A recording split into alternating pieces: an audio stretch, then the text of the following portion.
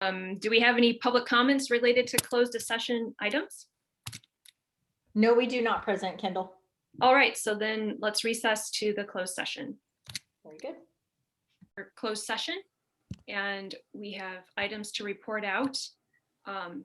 In case SPEL 2021-2, the board voted unanimously to give the superintendent authority to enter into an agreement for the 2021 through 22-23 school years for up to $74,000 in total.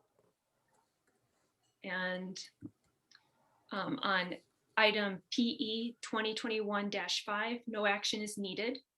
On PE 2021-6, the vote was 5-0, a vote to deny. PE 2021-3, the vote was 5-0, a vote to deny. So now we're moving on to our patriotic exercise. And I'm so excited to have Ella Wang here. She's an 8th grader at BIS, and David Silva Orencio, who's a 6th grader at BIS, and they will take turns conducting our pledge. I'm sorry, President Kendall. I'm sorry. So back on your announcements for closed session, I think it should be 4-0, not 5. Just want to get that on record. I will amend that. They're all 4-0. So that's PE 2021-5, PE 2021-6, PE 2021-3 are all 4-0. And thank you, Trustee Wong. Okay, so now Ella and David. Hi, Ella.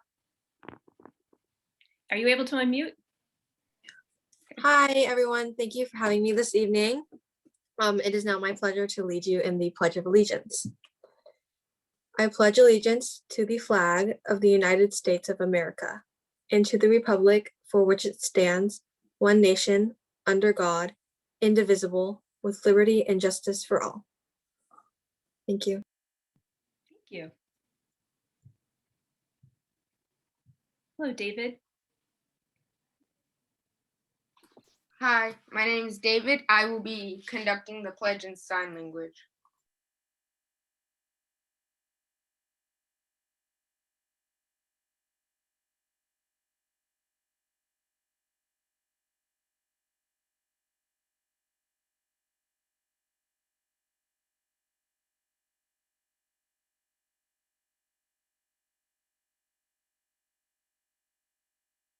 Thank you. Great job. Thank you. Yeah.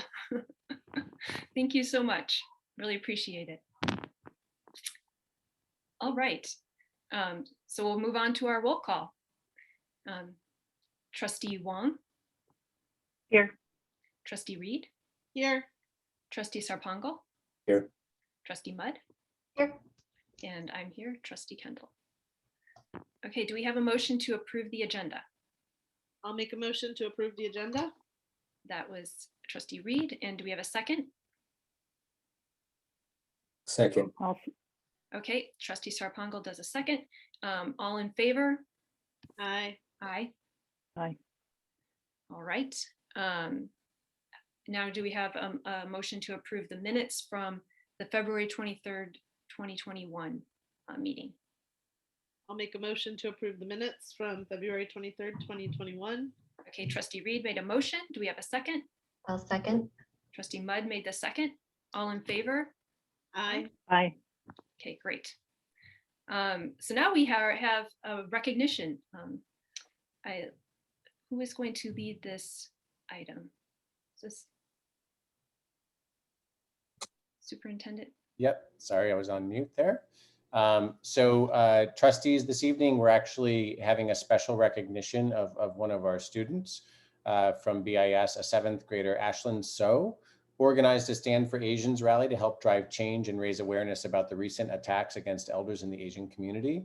This rally was held on Saturday, February 27th from 1 to 3 at the San Mateo Central Park on 5th Avenue. It garnered quite a bit of local coverage, and I know a number of trustees and teachers and principals all attended in support of Ashlyn's efforts. And we just thought it was a fantastic effort that sort of highlighted our students being very active in ways that we like to celebrate and recognize as a school district. So Ashlyn is here to be recognized by the board this evening. Great. Hi, Ashlyn. Are you able to turn on your camera and unmute? Oh, there you are. Hi. Hi. It's nice to meet you guys, and thank you guys so much. I know some of you guys came, and thank you for recognizing this.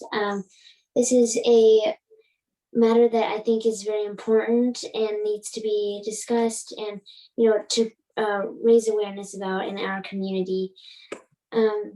So I started this when I saw, all these senseless acts happening against our elderly. And, it's wrong and it's really not okay that this is happening, especially since it's targeted. And, I think that everybody has to, speak up and, finally say something about this and to use your voices that you are given to speak against this and to stop the targeting of Asians and Asian elders. Thank you. Thank you, Ashlyn. I did go to your rally, and that was so impressive to see all those people there. Would anyone like to speak with Ashlyn? Make a comment? I was there too, and it was really exciting to see all the people, marching along El Camino and meeting all at Central Park in San Mateo, and just the positivity that just arranging that rally, the positivity among all different kinds of people. There were a lot of people of Asian descent there, but also people who are not Asian, and I think there was a lot of solidarity that Ashlyn was able to bring everybody together and make it a positive thing out of something that's been so negative. So thanks for your efforts, Ashlyn. Great. Thank you. Lisa? Ashlyn, I think it takes a lot of bravery and a lot of confidence to do what you did. And a true leader really brings people together, and it's amazing to see what you've done. So you have so much to be proud of. Thank you so much. I agree. It was impressive. I wasn't able to go, but I happened to catch the news segment and saw you on the news, and I was just so excited to see that you were able to get such recognition. It's just, and how quickly you turned it around and how you were able to pull it all together and to keep it so positive. So great job. Thank you. Yeah, I think we're all excited to see where you go next. Yes. So thank you for all you're doing for the community. That's really, truly impressive. And Ashlyn had sent the trustees an email about some other things which I shared with Assistant Superintendent Silversmith, as far as maybe some activities that she would like to do with some students from BIS and the high school district to do some outreach, which of course we would support and encourage. And Ashlyn, we will be sending you, typically if we were live, we would have a certificate and we'd ask you to take a picture with the board to share with you. But since we're not live, we will send that to your house. And we just wanted to take the time to recognize you. And again, thank you so much for doing this and making it as positive as everybody said that it was. Thank you so much. And thank you for all your support. Thank you. Thank you. Congratulations. Yes. All right. Okay, so next on our agenda is the section related to public statements related to our non-agenda topics. And I'm going to read out what this entails, so we're all clear. So public statements. At the discretion of the Board of Trustees, the public may address the board on non-agenda topics and/or agenda items. If you choose to make a public statement, you will need to complete and submit the district's Google form for public statements. This form can be found on the district website, www.burlingameschools.org. So you click on district, Board of Trustees, and then the form is on the right-hand side. And you can see the information here on the screen. The moderator will call on you. Please note that comments are limited to 3 minutes. The board president may increase or decrease the time allowed for public presentation depending on the topic and the number of persons wishing to be heard. If your comment is on an item that is not on the agenda, then you'll be asked to speak during the public statements related to non-agenda topics at the beginning of the meeting. If your comment is on an item that is on the agenda, then you will be called on to speak at the time of the agenda item. So right now we're at public statements related to non-agenda topics. Do we have any public statements? Yes, we do, President Kendall. First up will be Anna Asovskaya, and I apologize for messing up that last name.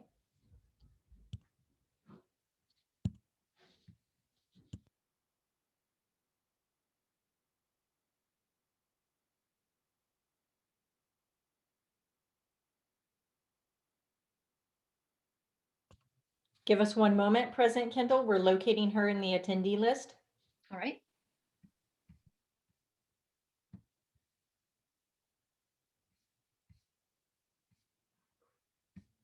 Unfortunately, she's not in attendance. So next up will be Parshadi Shah.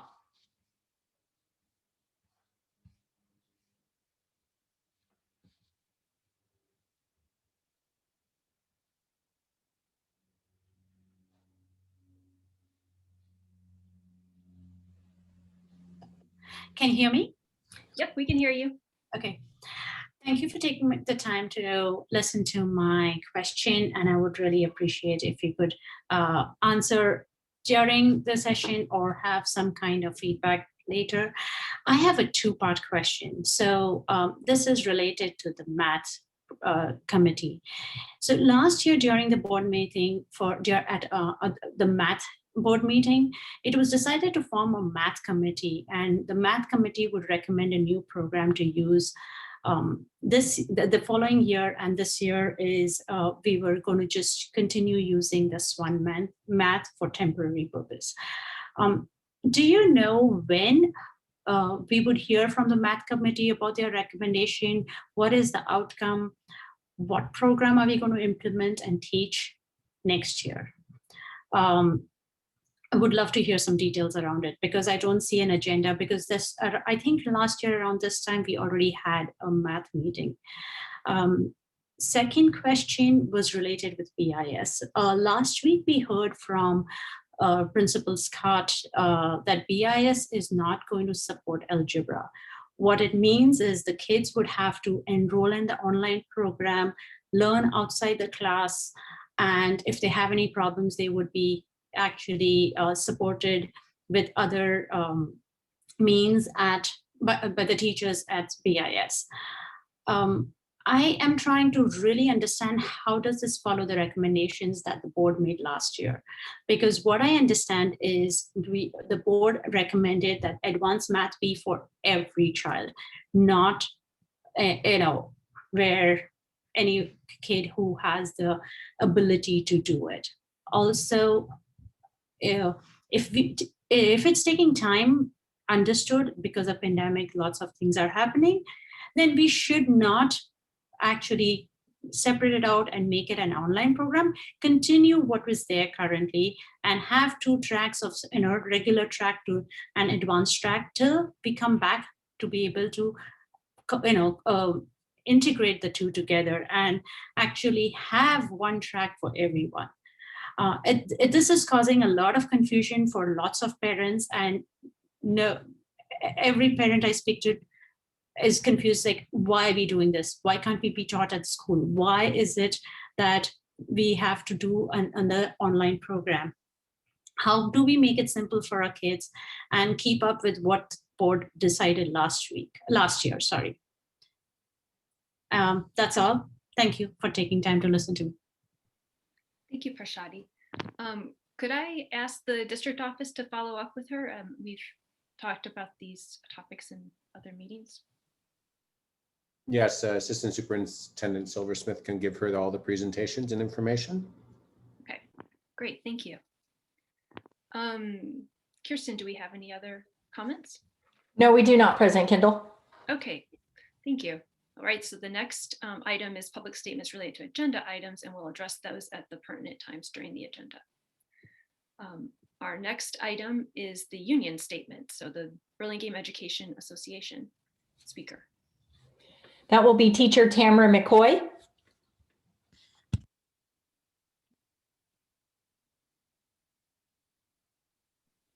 Hi, can you guys hear me?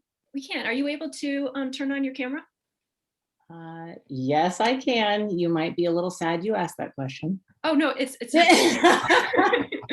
No, it's okay. I don't mind. I just was wanted to make sure you had the ability. I do. I was so cold coming home. McCoy, you're great. No, thank you. I was so cold coming home. I jumped right in the shower. And so I'm right out of the shower here. Thank you for letting me speak. I am giving the teacher's report this month.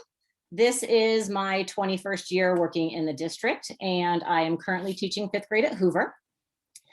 So we just wanted to let you know we've completed over 5 weeks of our high flex learning. So teaching in person, teaching on Zoom, and curating daily asynchronous assignments. The students back on campus have been excited to connect with teachers and friends, and they definitely have a newfound respect and appreciation for being at school, which we never thought we would hear. The successful return that looks effortlessly smooth on the surface doesn't come without a lot of work behind the scenes by teachers. It's unprecedented for us to have to learn, implement, and perfect 3 new ways of teaching in 1 calendar year. It's been a little exhausting.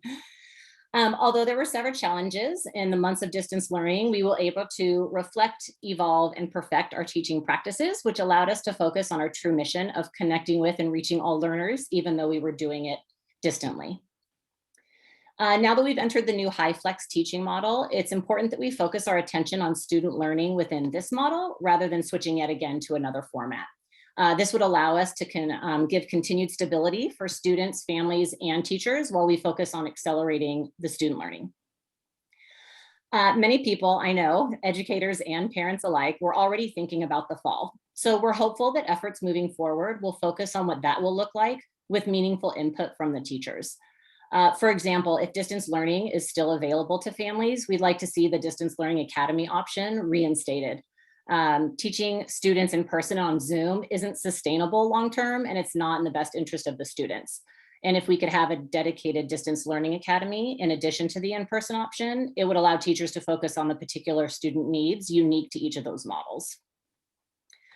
I'm so proud of the BSD teachers for pivoting multiple times, learning new modalities, managing students in class and at home simultaneously, putting their health on the line, and doing it all while keeping a smile on their faces and staying supportive and positive for students and families.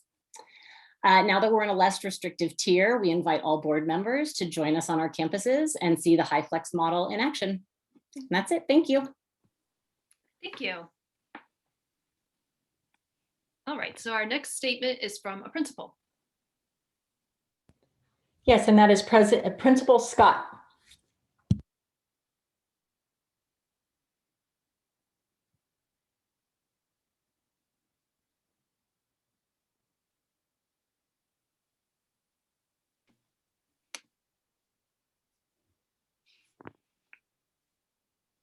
Hello.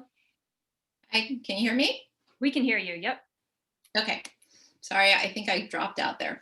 So thanks for letting me speak tonight on behalf of the admin staff. Just wanted to share with you that at BIS, we've had a successful rollout of Trojan Time over the past 2 weeks. It was wonderful to be able to welcome our 6th graders first and provide them time to acclimate to our campus. Seeing their eyes light up and their happy smiles on their faces was just a delight. And then last week, our 7th and 8th graders rollout brought back our returning students with all of their energy and excitement. We were thrilled to see them and were surprised at how much they had grown over the past year. We are proud of all of our students during these 2 on-campus days and commend their sense of responsibility with following our safety guidelines. Over the past few weeks, we've been working hard on our hybrid phase-in plan, gathering input from teachers on how best to balance sections and solidifying the logistics of movement on campus. Our teachers have been setting up their concurrent teaching arrangements and participated in professional development around teaching to Zoomers and Roomers in their upcoming hybrid program.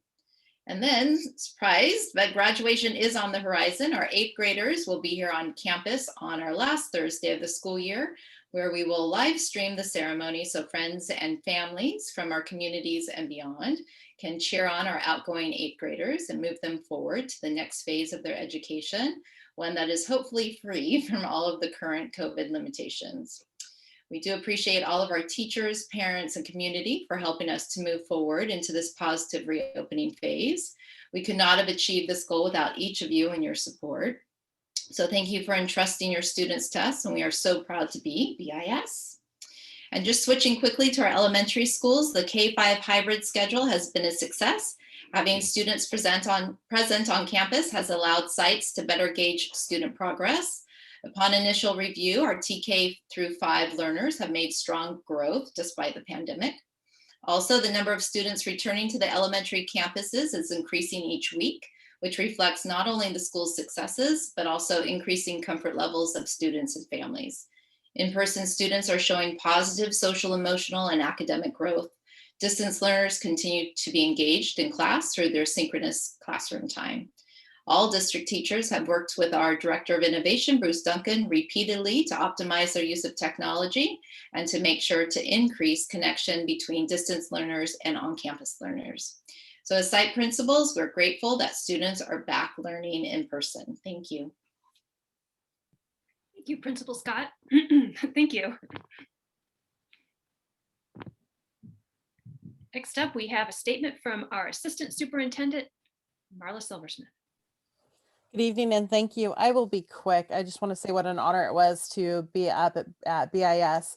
All Burlingame roads lead to BIS and we are one Trojan. So it was great to be there the last 2 Wednesdays and welcome students back on site, and just really respectful students. And it was really fun to see them get to see each other, and virtual hugs from further, or not virtual, but like air hugs from 6 feet apart. And it was a great energy to be around. So I appreciate that. Thank you, Ms. Scott, for allowing us to be a part of that. The JEDI group did their first presentation to a staff meeting today, and every principal has asked for us to go out and discuss who we are and what we're becoming. So that was exciting. We shared the afternoon, JEDI's shared the afternoon with the Lincoln Lions. So thank you for inviting them to that. And this Thursday is the first JEDI book club. So if you remember, they are reading Caste and How to Be an Anti-Racist. And Thursday afternoon, we will have professional learning looking at those books. So lots of exciting things happening. Thank you. Thank you so much. Next up is statement of our superintendent, Chris Benitez. Thank you, President Kendall. I will actually echo what Ms. Silversmith said this evening. I really enjoyed spending the last 2 Wednesdays with BIS, first the 6th graders coming onto campus, and many of them for the first time as students of BIS, but then watching the return of 6, 7, and 8. You know, you're always concerned when you have back an entire school of 1,000 children over the course of a day with our health and safety standards. But I wanted to say not only was it super enjoyable and as Assistant Superintendent Silversmith said, very respectful, the children were just really well behaved and considerate, but it's such a large campus that even with between 400 and 500 students in the morning and in the afternoon, there was plenty of space for folks to feel distanced and comfortable. And so Principal Scott's phase-in plan to actually bring everybody back for half a week over the next several weeks is very doable, with plenty of space for folks to distance as they transition from class to class. And the campus renovations just look wonderful. It's just a great improvement. So good job, Tim Ryan and Facilities and Construction. And I just wanted to remind the community, we really don't know what the rest of this year or next year holds. When BIS fully reopens as far as its halftime schedule, we will be hitting the maximum of what we are permitted to do under the county's public health guidelines until they revise those further. And we are prepared to move ahead once they do revise them further. So we really are waiting with just as much anxiety with the momentum and the enjoyment we've had with having the learners back on campus to continue on that path. And it's been exciting and a great return. And so we will continue to push that forward and make sure that you just keep reminding your learners to continue to be so respectful and follow the rules. It's been wonderful. Thank you. Now we have the statements from board members. Trustee Wong, do you have a statement? Like I said before, I went to the rally that Ashlyn put together, and that was very positive and such an impressive thing for a 7th grader to put together. So I'm just amazed. I was so proud that she was one of our students. So it was great. And went to the owners meeting and heard about a lot of things that are coming up very soon, you know, even things like the day after school ends. We're doing so many things at BIS. I'm so, I can't wait to see all these things happen and just the end, you know, what we'll see at the end. I mean, what we've seen already, you know, what Chris was saying, you know, you just can't believe what used to be in between those finger wings at BIS and what it looks like now. I mean, it's just fantastic. So I hope the 7th and 8th grade students who know the difference really appreciate what they got to go back to when they return to BIS. So yeah, that's it. Thank you. Trustee Reed? Hi. So it's Florence, it's funny that you bring that up. I just got the reminder that we just had the 1-year anniversary of Measure O passing, which is, it feels like a lifetime ago that we worked on that campaign and got that through. And it's crazy to see that money already going to work. And I think even tonight there's a lot of conversation around that and a lot of things on the agenda, but it's just, it's hard to believe it's been a year. So a couple of things for me. BCE, just an update that their gala is coming up. Tickets are on sale now. It is on the 20th of this month. And they also have their auction going live on the 11th. I think an email went out maybe today with a preview of it. So they have a lot of fun things on there. I don't know if anybody has seen it yet, but they're trying to be as creative as possible given current guidelines and health and safety and all of that. But there's a lot of really fun things on there. I also was on the BIS parent meeting, the PTA meeting earlier this week, last week, I guess it was. And Superintendent Malpadia spoke, as he mentioned, we are getting to the point where we're doing the most that we can do. I think he kind of re-emphasized that a few times because there were a lot of questions that came up about, can we push more? Can we get more? And I think because we've done such a great job of getting to this point, everyone wants to keep going with the momentum and it's hard. But I know, you know, and even just looking at the guidelines, you have the new CDC guidelines that came out over the last week, which are exciting and going in the right direction. But the state has to now adopt those guidelines. And then once the state adopts those guidelines, we still know that the county has to adopt them. So I don't know if everybody's reading all of the information that's coming out, but they tend to get more and more restrictive as it goes down the pipeline. So that's kind of our focus right now, is once we get those guidelines updated at the county level, hopefully we'll be able to see the momentum going in the right direction. And then the other thing, Superintendent Malpadia and I have also been sitting on the fundraising committee and their One Ask campaign. They've done a lot of great work around it, and they've put a lot of time into it. They're working with the PTAs and the BCE to come up with a collaborative way to fundraise. The teams are moving in the right direction. I think that it's a great way for the district to go. I do think some of the PTAs had some questions. I know that the committee presented it to the principals and some questions came out of it. Obviously with the priorities being getting back to school and our budget this year, there's a lot going on. So I think once those questions get cleared up over the next year, we'll hopefully be able to see that come to fruition and all the work that's gone in on that campaign. And I think that's all I have. Thank you. Trustee Sarpangal? Thanks. Major updates.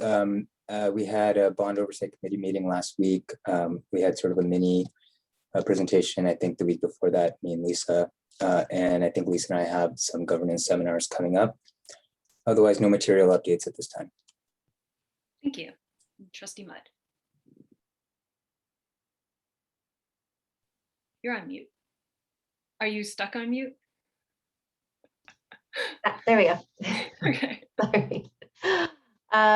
Okay, hi everyone. So let's see, Deepak, as Deepak mentioned, he and I met with the facilities team to get an overview and orientation of all of the exciting modernization that's happening across the district. that was really helpful. So just a big thanks to Tim and his team. We met with the architects as well, for sharing your time, getting us up to speed.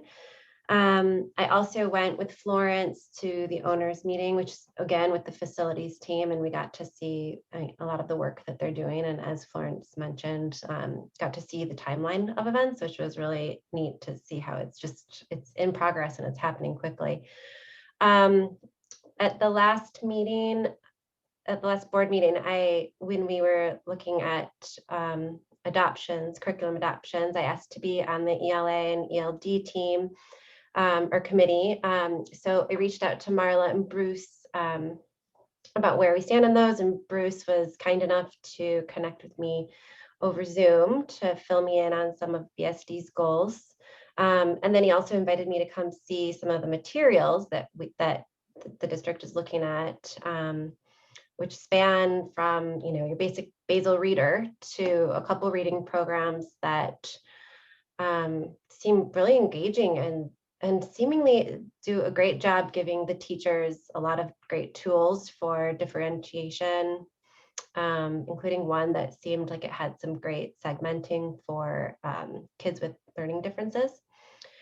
So I'm looking forward to seeing whenever the next meeting is and hearing how the pilots are going. And lastly, I've noticed at my daughter's pickup that more and more kids seem to be coming. Pickups, they're just a lot more full. So I'm hopeful that I think we'll be going to Orange, hopefully next week. And I'm hoping that might bring even more students back to the classroom. And I'll just say again, I said this last time, but I just feel like the safety measures that are in place are so reassuring, and the teachers and the parents and the students have just been so diligent about following all of the protocols and being safe at home. The temperature checks and the hand sanitizer and lots of hand washing. I've heard from so many people, teachers, kids, and parents, how good they're feeling about everything, especially with all the vaccines in place. So that's it. Thank you. So I don't really have anything big to report out, and I'm also just excited about everything that's going on. I'm still attending the county meetings, and I was at the PTA meetings and the rally that were already discussed. Last week, I biked over to BIS with my 2 middle schoolers and to drop them off in the morning. It was pretty exciting to see them there and to see Assistant Superintendent Marla greeting everybody and the principals and the teachers and everybody. And yeah, and also it is middle school, but I was just so impressed with how they all kept their masks on, and they were so well behaved and clearly really excited to be there. It was just a very joyful time. So I'm looking forward to seeing what happens over the next few weeks as we phase in even more, like very soon. Okay, so I think we'll move on now to our next item, which is the board communication. This is an information item. Are there any questions or comments about this? It's the first interim and budget overview.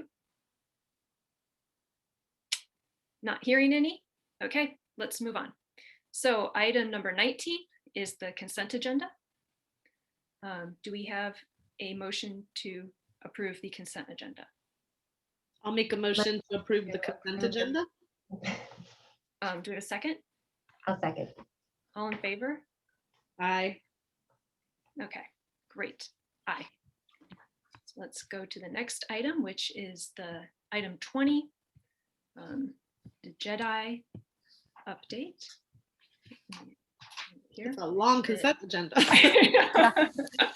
10 pages. I was trying to be subtle there, but okay, yeah. So item 20.1, Justice, Equity, Diversity, and Inclusion update.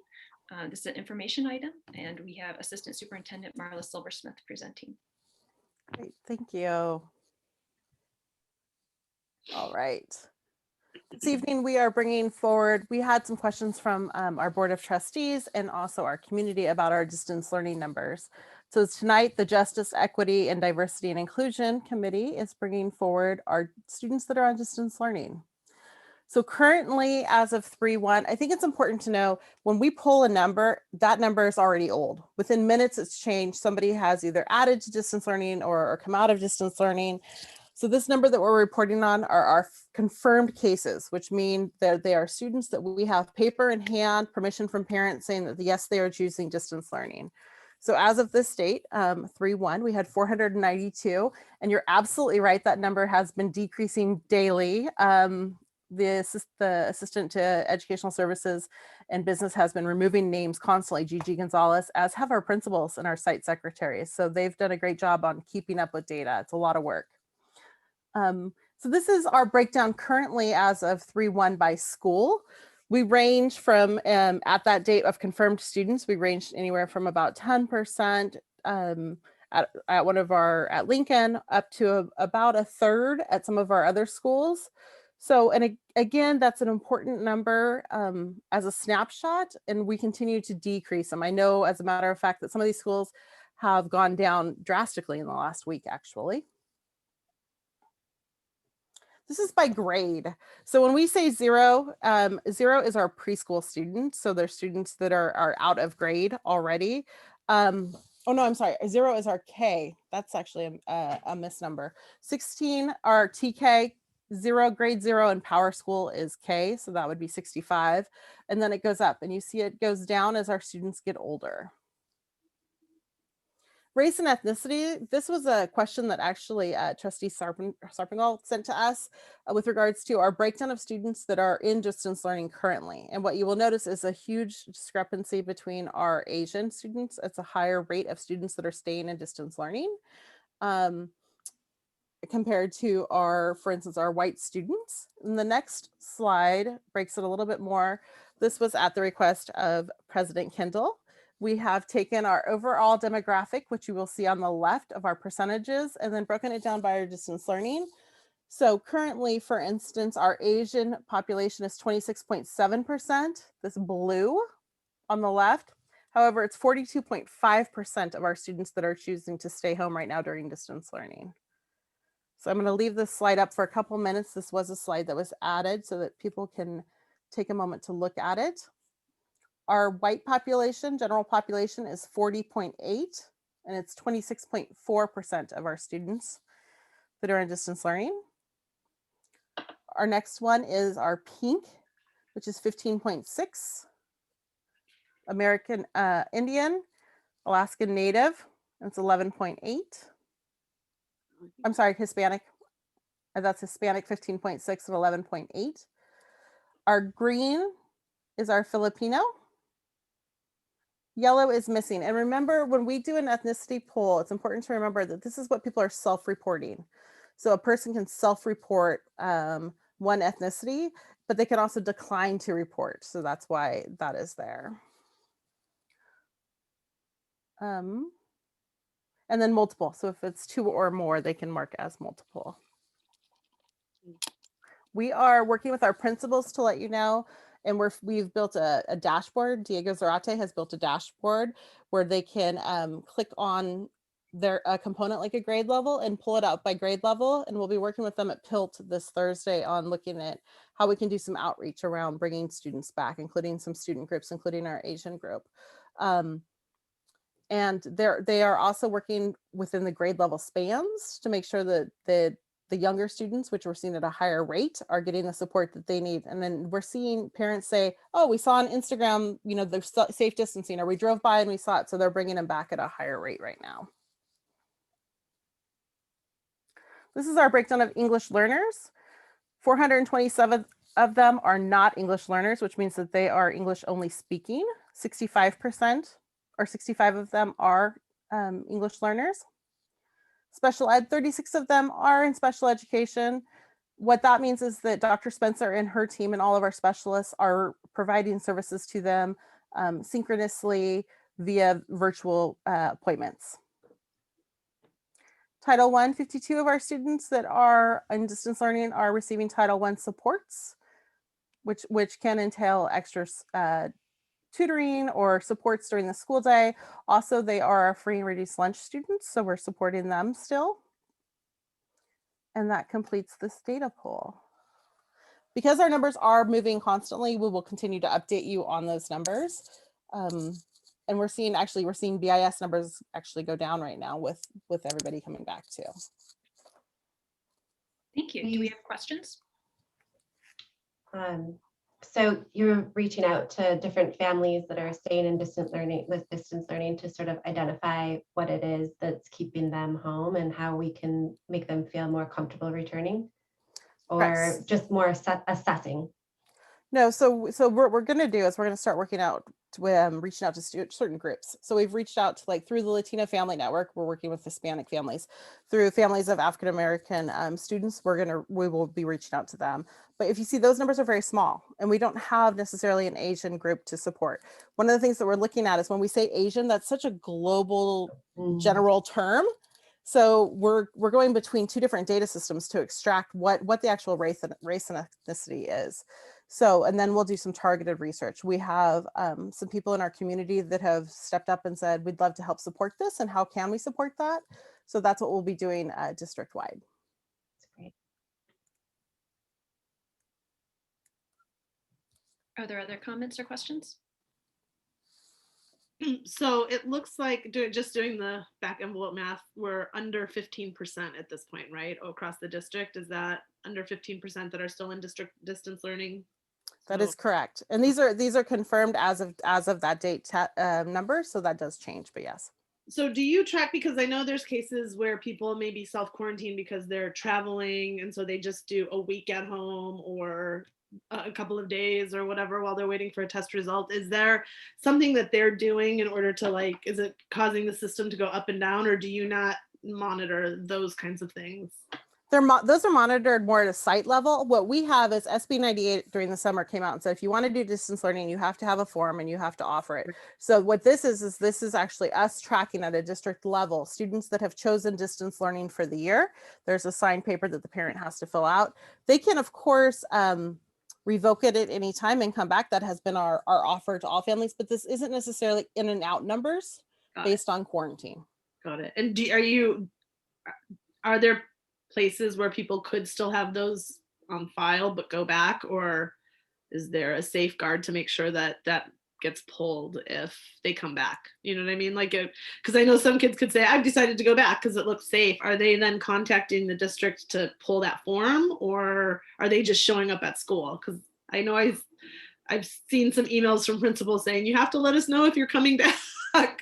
Right. So actually our principals, I mean, it's a huge shout out to our principals and our secretaries and our teachers who have, they get the information first. And then we have one database that is housed through the district office it's actually shared between Ed Services and Fiscal, that has all the student names on it for who are confirmed and who are going on or coming off. And so the sites know it first, and they actually keep a really good pulse on that. And then they support us in getting that information, because ours is actually the official form for auditors. Awesome. Thank you. This is great information. I really appreciate you doing the work. All right. Anyone else? No. Well, thank you so much, Marla. This is really awesome to see. And of course, the thing that stands out is that race breakdown. And so I'm glad to hear that how you're approaching that and that you're working on that. And I'm looking forward to seeing how that effort moves forward. So thank you so much. All right, our next item is item 20.2, the Burlingame Health and Safety Update on COVID-19. And this is by our district nurse.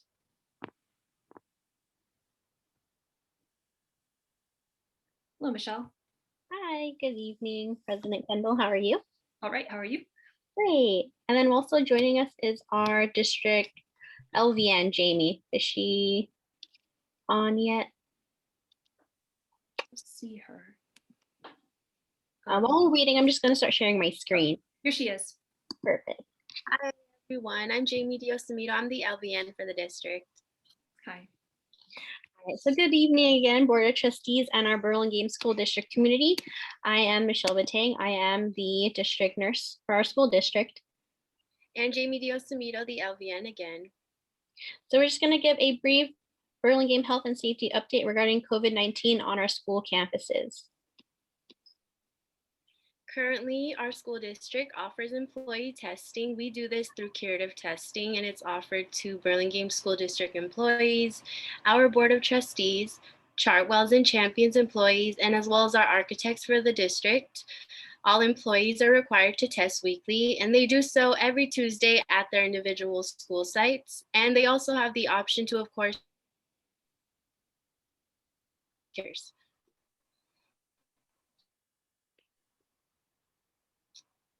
also offered currently is our student testing. It's done so through parent volunteers, which use Ambry testing. This is offered twice a month, and how it works is families will pick up their test kits from their school sites, as well as curative community testing that's offered mobilely at a station that's parked at BIS on Mondays, and they also have the option to test through private insurance. And here what you see on the screen is our testing data for Burlingame School District. It is updated weekly and posted on our district website. This is as of February 22nd. So what you see in blue is the number of staff that are being tested weekly, and red is the number of positive results that we have. In addition, for the week of March 1st, we tested 334 staff members and had no reported positive cases. So this is a brief positive case protocol that's used for both staff and students. And since returning it, it's important for everyone to know what will happen if there is a positive case on campus. So we do expect that our staff and families do report their positive test results to myself and their site principal. Once we receive these kind of results, we start our contact tracing protocol. And when I say we, it's myself and the site principal. So what we'll do first, we'll do a follow-up phone call with a positive case. And an important aspect of that phone call is to identify close contacts. So according to our OSHA guidance, we have to extend out exposure notices to close contacts and indirect contacts. And after we do send out these notices, we also have to notify San Mateo County Health, the San Mateo County Office of Education, Superintendent Mount Benitez, and also our HR, Allison Bell, and we only notify her about employees. So when a classroom is affected and we find out there's a positive case on campus, we start doing our contact tracing protocol. So in addition to the so close contacts, in this case would be identified as the affected cohort and the classroom teacher. So they'll be asked to quarantine for 14 days from the last day they were exposed to that positive case. We'll send out the notices to indirect contacts, which would be the staff and the families, the students that were on campus at the same time as a positive case. And we'll continue to notify County Health, the Office of Ed, Superintendent Mount Benitez, and also Allison Bell. And another important aspect of our contact tracing protocol is to identify if the positive case has a household contact. So the household contact would maybe the student's sibling, or if the student has a parent who works in our district, they would be considered a household contact. So the quarantine period for these individuals is actually 24 days total. So they would quarantine during the positive cases isolation period, which is about 10 days, and then they will also additionally quarantine for an extra 14 days when that isolation period ends. These are staff trainings that have been provided by us. So we had a best practices training to talk about our 3 W's. So wearing masks, the importance of washing our hands, and the importance of watching our distance from each other and keeping 6 feet apart. This has been for staff, and it's been pre-recorded, and it's on our nurses website. So staff can refer to it again if they need to. In the middle, the COVID-19 staff protocol. This serves as their employee checklist for if they receive a positive result, or they can also see behind the scenes on what I or the staff or the site principal does in determining a positive case on campus, and also looking at what we do to contact any close contacts and what we do to contact custodial staff to disinfect the classroom. So this is just so they're aware of what we do for when there is a positive on campus. And lastly, I created a principals checklist. So our site principals have been doing really well working with me and collaborating to ensure that we divvy up the duties so that we touch all our bases for contact tracing. These are the resources that we pull from. So every school nurse in our county refers to the San Mateo County guidance for schools. This is what we have currently. And as they update, our protocols will also update. And we also do attend monthly school nurse meetings where we're advised by public health nurses and school nurse advisors in what our best practices should be and what protocols to let the staff know what we should do during COVID-19. And a quick COVID vaccination update. Both Michelle and I have received both doses of the Moderna vaccine.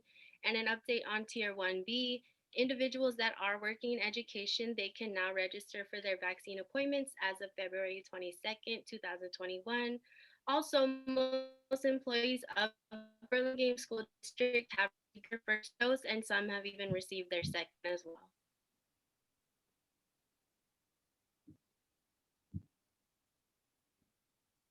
And how can the Burlingame School District community help us? We should continue to limit gatherings and also take advantage of testing that we offer throughout the community and make sure that we're reporting positive test results and exposures to COVID-19 to our site principals and the district nurse, Michelle, as soon as possible. Another important aspect our community must do is to screen their child for symptoms at home. So we do have a daily symptom tracker that is on our district website. So that's something that staff and students should use before coming onto our campus. So if they are experiencing any of the symptoms listed on that symptom tracker, they're not allowed to come to school.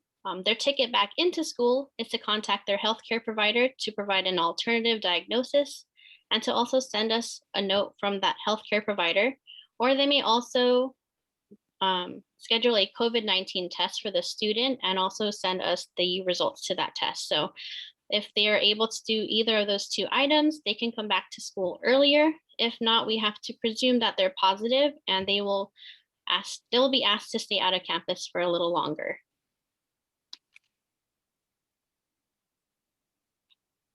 And how our district can help us even more is making sure that we're continuing our best practices like we have to mitigate the spread of COVID-19, which includes screening your child for symptoms before coming onto campus and remembering our 3 W's and making them. And just a reminder, that is wearing a mask, especially while you're around others, washing our hands frequently for at least 20 seconds with both soap and water, and watching our distance to continue to stay socially distant of at least 6 feet away from each other. And another question I receive often is about quarantining after travel. So it is a health advisory from San Mateo County, and it's still current to do a 10-day quarantine and a COVID testing after traveling more than 120 miles. But since it's just a health advisory, this is not a requirement, and we cannot exclude the student from coming to school, but we will always promote our best practices to stop a spread of COVID to come onto our campus. So we'll highly suggest it, but it's definitely up to the community on whether they want to practice this or not. So we do want to thank you for listening to our health update, and also really want to thank our community for continuing their best practices to stop COVID-19, stop the spread of COVID-19. So thank you. And if there's any questions, please let us know. Great. Thank you, Michelle and Jamie. I really appreciate both of you this year. You've worked a lot, and it's been great to have you with us. So thanks for doing our presentation tonight. We appreciate it. Can I ask just one quick question? So this is awesome. I loved the information, and I loved seeing the chart that showed that it looks like we've had 0 cases on campus since all the kids have started returning, which is phenomenal. It's so awesome to see that. But my question on the flow chart of kind of the protocol when someone is diagnosed, with the kids in the class needing to quarantine for the 14 days, with what's happening with BIS going back, what does that look like? Because I know there's some crossover with kids that are in certain classes that then cross over with kids that are in a different class. So how is that gonna roll out? I believe Principal Scott and Assistant Principal Darmanin have a system of where students are on campus.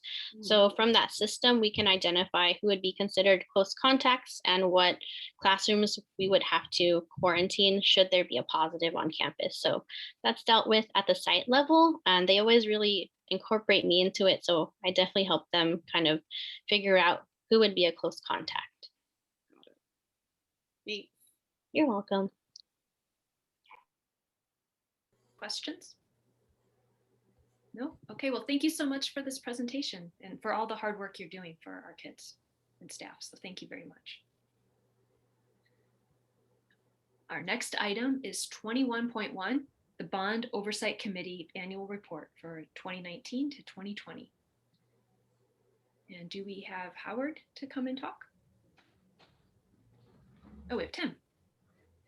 Howard Wetton will be presenting, and Tim Ryan will be presenting the presentation. Hello. Hello, everybody.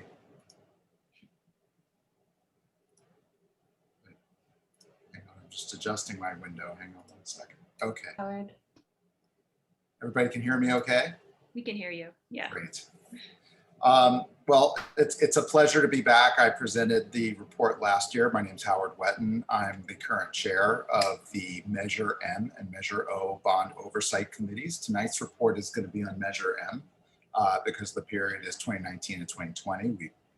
We've kicked off expenditures for Measure O after the period being discussed here.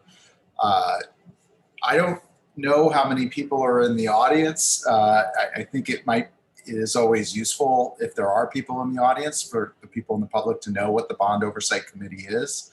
And we have the California Constitution Article 13A up on the screen. The way it works is the district is able to raise bonds. Someone referenced the bond measure that passed a year ago for Measure O. They're able to do that if they constitute a committee of citizens who oversee the bond expenditures and make sure that the bond is spent on capital expenditures.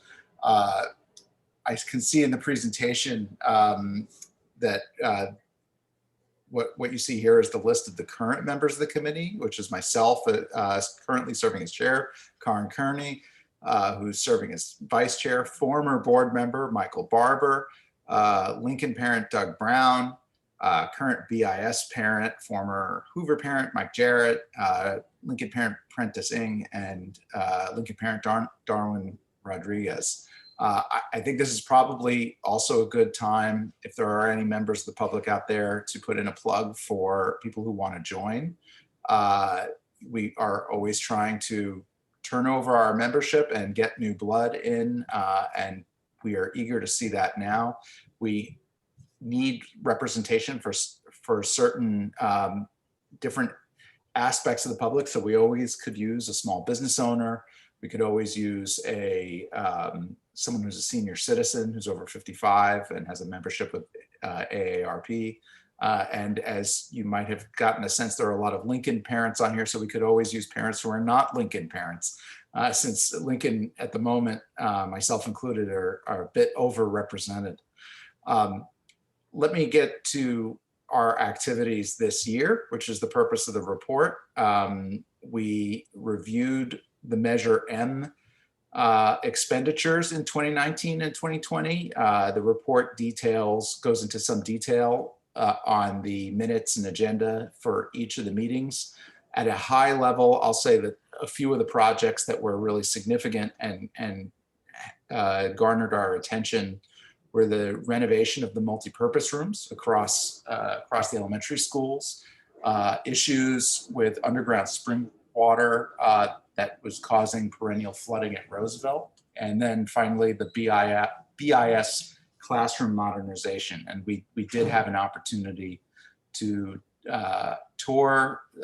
It might have been after 2020, it was earlier this year, but we did have an opportunity to tour the BIS classroom modernizations and saw for ourselves just how wonderful they are. And I think it's on page 11 of the presentation. There's a very good picture reflecting Tim Ryan's hard work on those. Maybe I'm getting the page wrong, but Tim will know where to find it. Yeah, I'll let him get to it while I talk of the BIS classrooms. I can report that Mr. Ryan and the school district staff were always available to answer our questions. They readily answered our questions. We have no reason to believe that any of the funds spent were for anything other than permitted capital expenditures. We received an audit report that had no findings, which is, by the way, something that's been consistent over my 9-year tenure on the committee, that, you know, we're audited every year, and every year there are no findings from the auditors, which is a good thing. One other thing that's reflected in our activity this year is we had 2 long-serving members finally roll off our committee, Christine Thorensteinson and David Harris. I want to note both of their long and generous tenures of service. Christine served on the committee for 10 years, from 2010 to 2020, and 5 of those years she served as chair, from 2012 to 2017. David served from 2012 to 2020, 8 years, culminating in service as vice chair in his last year from 2019 to 2020. Finally, I want to take this opportunity, because I don't know if I'll be the one presenting this next year. I want to take this opportunity to thank Richard Taronis and Lori Futrell, who work for Drilling Taronis Architecture. They have just been consistently professional and forthcoming about the work on these bond-funded capital projects. And last but far from least, Tim Ryan, who's presenting the pictures here today. He's consistent, and he's thorough, which is really important when it comes to overseeing the expenditure of bond funds. This is serious business. Just in my tenure, we've spent $50 million on capital expenditures at BIS alone, with another $50 million to go under this Measure O bond. And so you want, as you review it, you want to work with people who are thorough and can drill down to the bottom on every answer. And Tim has always been great about that and very forthcoming, but more importantly, has always been really passionate about doing beautiful things for our children in these schools. And particularly as I've seen some of the stuff we're doing now with BIS, it always puts a smile on my face as a parent who has one who's made it through BIS, one who's there now, and one who's on the way, to see the care that's being put into these schools and their infrastructure is really reassuring for me. And even though we're not asked to review the care, we're asked to just review the propriety of the expenditures, but that's the bonus. So that's the end of my remarks, and I'm happy to answer any questions if there are any. Thank you. Do we have any questions for Howard? No? I just had a comment. You were talking about the committee. It seems like recruiting for the committee. Yeah. It seems like in the past, maybe sometimes things have gone out in the PTA newsletters, and I was wondering also about like the Burlingame e-newsletter posting in there. I can hear what you're saying and trying to attract attention. Yes, yeah. But I want to say idea. thank you for all you've done and for how long you've been on this. Like that's really awesome, and we're really super appreciative for all your hard work on this. I'm happy to do it. It's a privilege to have a front row seat to what the school district's going to look like in the future, and I can add that as an additional plug for anyone out there who's considering doing it. Yeah, thank you so much. All right, thank you. Okay. Well, goodbye. Okay, so we're moving on to item 21.2, which is the 2020-2021 second interim report. And our superintendent is presenting. Great, thank you, President Kendall, and thanks to the BOC for their oversight. I'm going to be moving through the PowerPoint fairly quickly. I think that the format has started to become standard this year, and so hopefully we can get through it and then have some time for questions if anybody has them. So I'm going to start sharing my screen.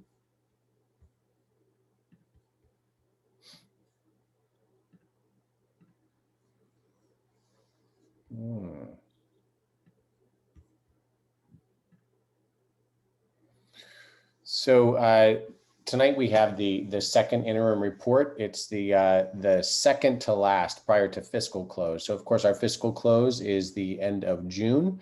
So the second interim report covers expenses through the end of the winter.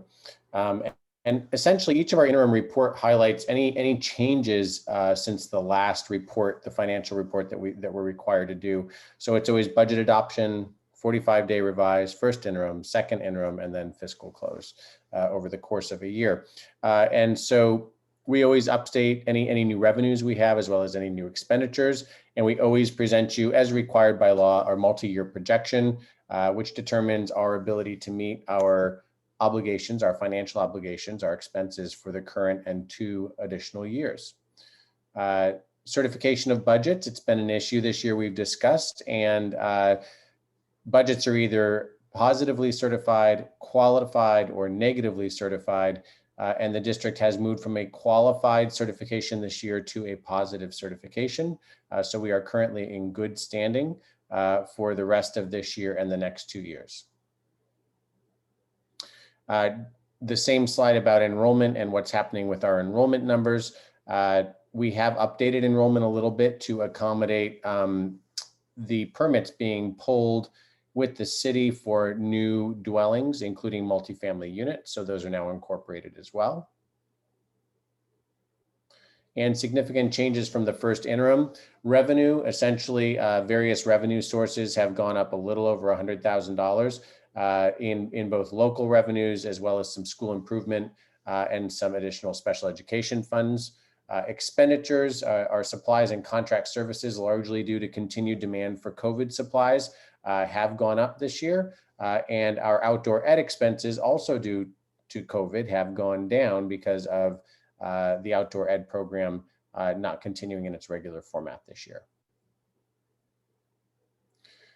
The next 2 slides just illustrate the assumptions that we're using to generate the multi-year projections. We always like financially to share the assumptions so that everybody can track what it is that we're including. The thing that's important to notice in our assumptions this year is that we are including for the current, or for next year as well as future years, the new assumptions from the January's governor's budget proposal. So we are including a COLA, or a cost of living adjustment, which is new revenue, higher percentage of revenue. This is also a list of assumptions, including the formula for what determines how much we get per grade level. This slide actually I added in new with Ms. Park. This illustrates the increase in cost. This is what Trustee Sarpengal asked about at the last meeting. And this chart just illustrates over time the amount that our budget is having to absorb the increased costs of STRS and PERS. For the folks out there that don't know what that means, that's our retirement system. So all classified and certificated employees get retirement. They have to contribute a portion. The employer contributes a larger portion. That's actually part of an employee's compensation that we usually overlook. What this chart illustrates, though, is that as of this year and next year, the district contributes roughly $6 million to the different retirement systems. Out of a $30 million LCFF budget, you can see that that's a significant portion of our annual expenditures, and it does go up fairly rapidly over the course of the years and having to contribute a higher and higher percentage. So again, the most important slide, our multi-year projection. On this time, we've shown the 3 different iterations of this year's budget reports in blue on the left. So you can see that our deficit has slowly improved with all of our actions over the course of the year. And then of course, we're showing our projected budgets for the future. This first multi-year projection is the unrestricted general fund projection. This is the one that we're required by law to submit, and that we are always required by law to share with the trustees and the public. This is the key information that the state wants to make sure that everybody gets for the sake of transparency. And then we have started including as well an all funds view. This includes unrestricted and restricted resources for the district. You notice that it doesn't actually change our deficit all that much, because deficit does roll up into the general fund, because we have to cover any shortfalls in restricted funds with general fund money. That's the reason it shows up mostly in the general fund. Just some general information again about where our revenues come from. So you can see the majority of our revenues come from our LCFF formula. And then local revenues account for another 11%, as well as other state and federal revenues. These tend to be the two that are restricted, these two right here, about 13% of our budget. And then what do we spend our money on? Of course, the largest part of what districts spend their money on is people. Salaries and benefits, as well as those retirement contributions, about 82% of our budget. Services, other operating expenses, about 13%, and general supplies only about 5%. We've had some discussion about what other funds does the district operate. So we're just listing them here for the board and the public so that they can see what other financial activity the board and the district engage in. However, it's important to note that these funds are restricted funds. So for example, if I was just to look at the cafeteria fund, so all of our nutrition services has to operate out of its own fund. And you can see that the total balance in there right now is just a little over $12,000. Typically, this fund actually operates in the negative, but because the federal government is allowing us to get full compensation for every meal eaten, it's actually been operating a little bit in the positive this year. This is an example of a fund that if at the end of the year it's below a zero balance, which actually this one typically is, we have to bring it up to at least zero from the general fund before we can close the books annually. Hey, Chris. Yes. Can I just ask a question about that? If it's positive at the end of the year, does that money stay in there, or does it get moved somewhere else? It actually stays in there. So these funds are somewhat self-contained. They can't fall below zero, but these are restricted. So nutrition services, the cafeteria fund, can only be spent on that activity. You can always spend money from the general fund on any activity. So in that case, if this fund goes below zero, we have to bring it up to zero or better from the general fund. However, if this fund is above, we cannot move money from this fund typically to the general fund. Okay, sure. Deferred maintenance fund, these are actually contributions from the general fund that go back a number of years, and they're sitting there for very specific reasons for big maintenance projects. So we have two types of maintenance in a district. There's routine maintenance, and that's actually out of the general fund. That's what pays for our groundskeepers and our maintenance employees and all of the equipment and supplies they need, or small contracts to make sure that our facilities stay in good working order.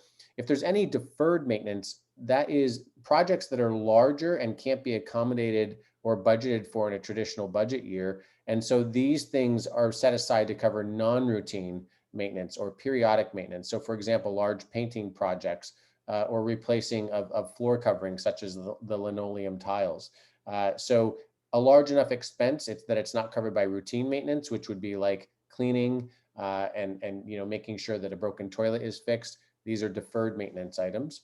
We do set a little bit aside for certain items every year that we can't cover in our normal year-to-year budget. Special reserve, we do set aside some money in Fund 17 every year to cover our textbook adoptions. There's not quite enough here to cover all the textbook adoptions that we need, but that's what this money is set aside for. How does money get into a special reserve? The board has to approve that it's set aside for a specific reason, and it's then restricted to being used for that reason. Building fund, this is money that is yielded from our bond measures. This is money from Measure M and Measure O. So that was the current balance of what was in there at the time that we ran this report.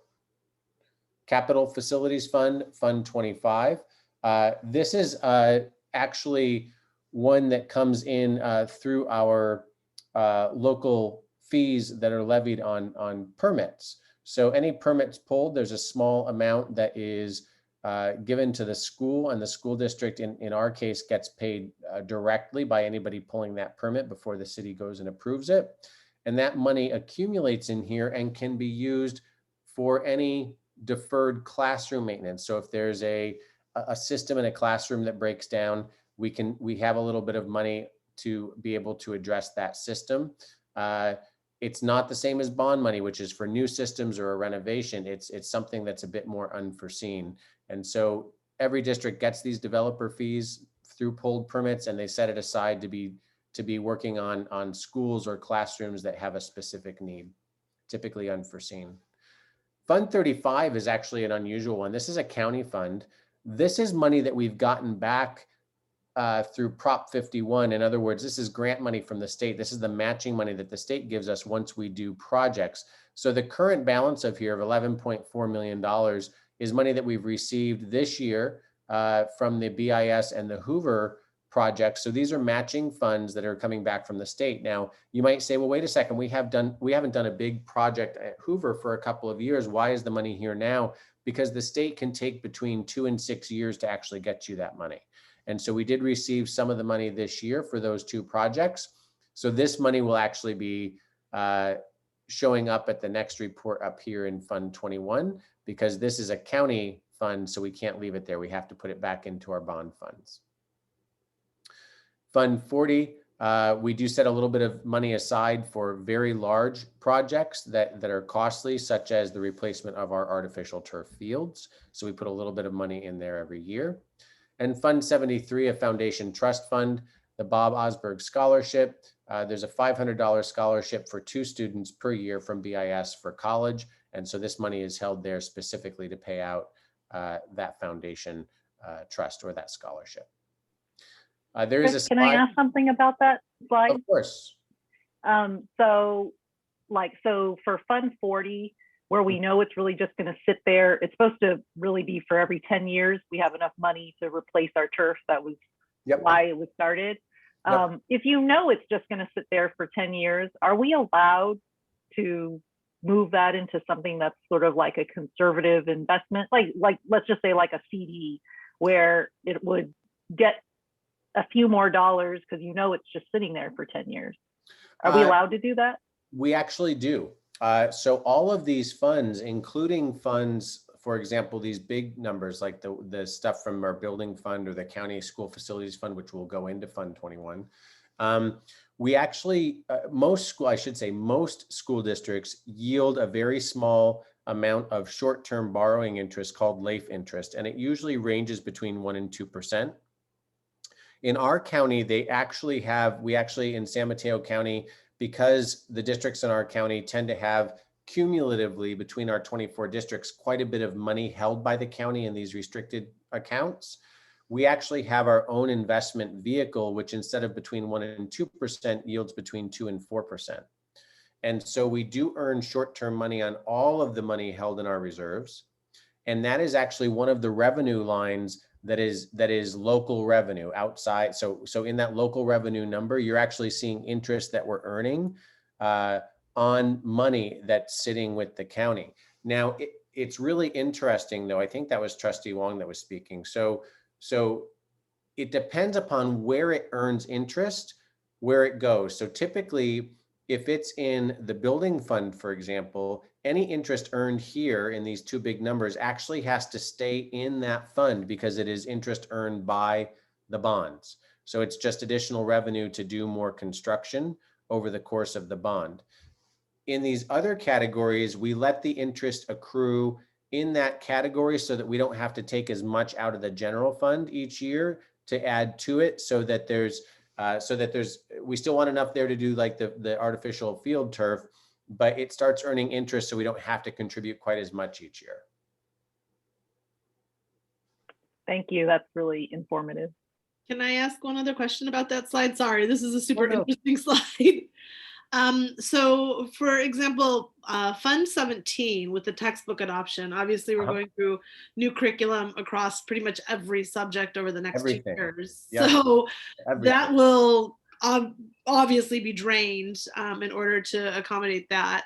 How does that get built back up then? And does that money then just come from the general fund? And how do we then put money back into that? Or is there just not a need at that point? I would assume you need to keep replenishing that. Yeah, absolutely. So it really depends. That's more of like a money management question. And so what I would recommend, so what the standard would be is, let's just say that, so we know there's not enough here for all 4, but let's say that between this year and next year, 100% of this is gone. Mm-hmm. So Marla would then work with Heather to say, here's our new textbook adoption schedule. It's now going to follow the state recommendations, for example, like that would be a pretty easy recommendation. And then here's an estimated cost. And so this is the amount that we need to put away over the next several years for whatever the next adoption is. So so it should be more planned out. So then Marla knows that she's going to have the money there when she needs to go and do another adoption with the board. The board knows that they have the money set aside, so it's not going to be suddenly a big lurch in the budget.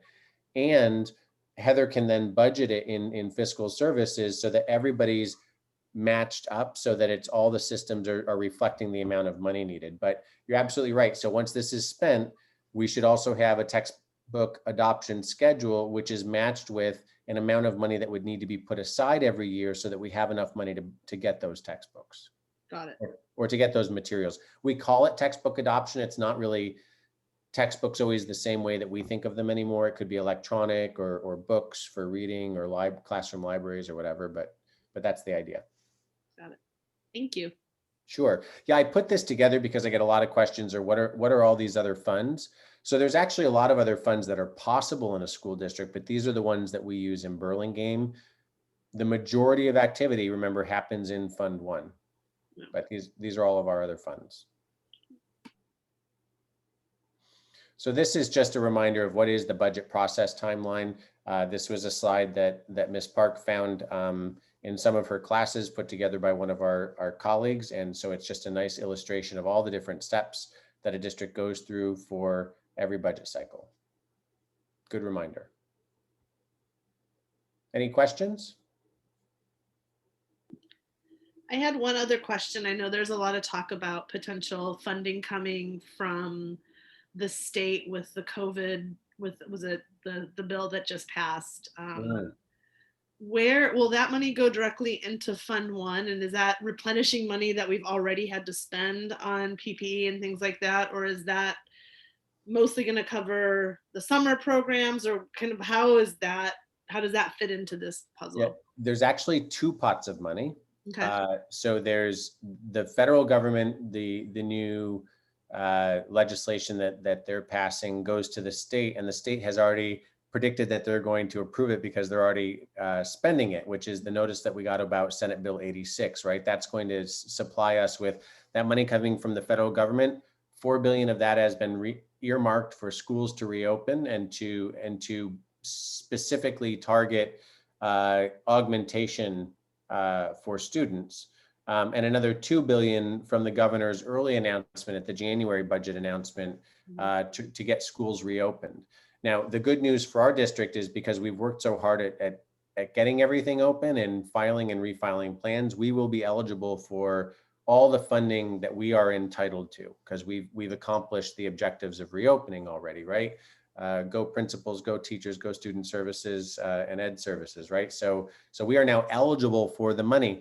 What does that mean for the district? How much are we going to get? That's what everybody always wants to know. How much are we going to get? So we're going to get between 900,000 and 1.2 million. And that money has to be spent by June of 2022. And it's specifically targeted to do a couple of things that they're very clear. And there was a summary I sent out to the public in my last message on what we can spend that money on. Mm-hmm. So it's for tutoring.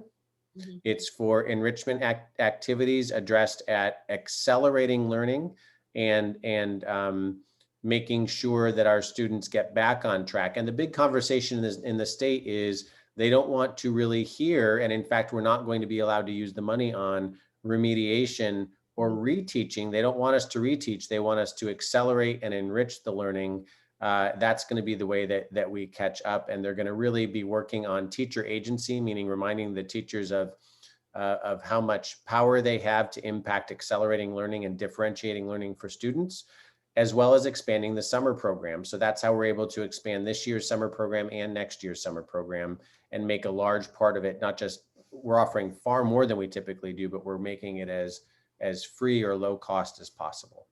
So Will that's some of that money be spent to provide professional development for the teachers to get them accelerated?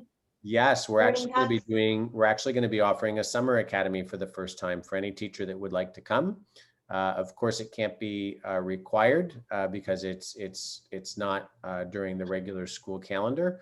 We do offer professional development during the regular school year, but because of the number of curricula that we are adopting this year, a lot of that time is going to be taken up with orientation and training on the curriculum. So educational services is we have that money. So we're actually going to put together an opportunity for a summer academy that's going to talk about accelerated learning and teacher agency, as well as enrichment activities and structure for the district. That's exactly what we're doing. So it's all in the planning stages because it was just announced last week, but we've been doing a lot of planning and drawing diagrams on whiteboards and saying, oh my gosh, now we have to actually start writing up proposals, which is a lot of work. But we're already having those conversations so that we don't lose out on any of that revenue. Thank you. Sure. Okay, are there any more questions? Nope. Okay, so I think this is an action item. We need to approve this report. Yep. So do we have a motion to approve the second interim report? I'll make a motion to approve the second interim report. Thank you, Trustee Reed. How about a second? I'll second. Okay, so Trustee Mudd seconds. All in favor? Aye. Aye. Aye. Great. Thank you, trustees. Next up is item 22.1, the CSBA Delegate Assembly election. Yes, so annually we get the Delegate Assembly slate for the next 2 years, essentially. We still have a former board member serving on this. That's former trustee Drabkin is still serving as our representative, but we do have a slate for the empty seats on the agenda for you this evening to vote on. Yes, I believe it's 3 candidates for 3 vacancies. Correct. So I would make a motion to vote for all 3. I'll second. Okay, all in favor? Aye. Aye. Great. Okay, so that was Kendall gave the motion and Trustee Reed did the second. Yep. Is sorry, is Davina staying on or is she? I believe she had. I don't know if Kirsten, if you're there, if you know when that term ends. I don't know off the top of my head. I believe her term ends in April, so next month, and then she leaves that, and they have elected new people to take that role. Thanks. Thank you, Mrs. Diktakis. Appreciate it. So item 23.1, we have a resolution in front of the board. This is part of our reductions.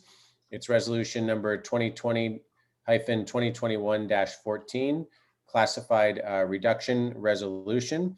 And it's recommended that the board approves the resolution, the details of which were covered at our February 23rd study session. And so I would ask that the board move forward with approval. We have a motion to approve the resolution or questions? I'll make a motion to approve. All right, a second. I'll second. All in favor? Aye. Aye. Aye. All right. So Great. Trustee Mudd made the motion, Trustee Reed seconded. Thank you, trustees. We have another resolution at item 23.2. The resolution number is 2020-2021-13 regarding reduction in particular kinds of services certificated. And this resolution covers our reduction in services as again covered at the February 23rd study session. And this is of certificated positions, including management positions, which we are going to discontinue after the close of this year, which means that this is effective June 30th. And there are no layoffs resulting from the elimination of these positions. They will all be vacant as of July 1. So I would ask the board to approve this resolution as well. Right, unless there are any questions, is there a motion? I'll make a motion to approve resolution number 2020-2021-13. Thank you, trustee Reed. Do we have a second? Second. Okay, thank you, trustee Sarpunkel. All in favor? Aye. Aye. Aye. Right. Can I just say, this is, given where we started with this budget conversation and the challenges we were facing, to be able to approve these tonight with, especially with this, with no layoffs, is such great work by the staff in the district. So thank you so much for spending so much time and bringing the community along through the entire process, so that everyone, with the transparency and disclosure, so that everyone could see what was going on. I just wanted to thank you for all your work on it. Thank you. We appreciate that. It is hard and we don't relish it, but we have a good financial stance for the next 2 years to then address anything else coming our way. So that's good. Thank you. And that is it for items, and back to you, President Kendall. Yeah, so we're on to board requested items. Are there any items that wish to be requested by the board? Nope. Okay, so do we, moving on, do we have a motion to adjourn? I'll make a motion to adjourn. I'll second. All in favor? Aye. Aye. All right, meeting is over. It's good to see you guys. Everybody have a great evening. It looks like, I think the highest we had was about 60 attendees, but that gives us an idea of maybe when we're back live and we broadcast that we'll still be able to get some folks that are interested in watching from home. So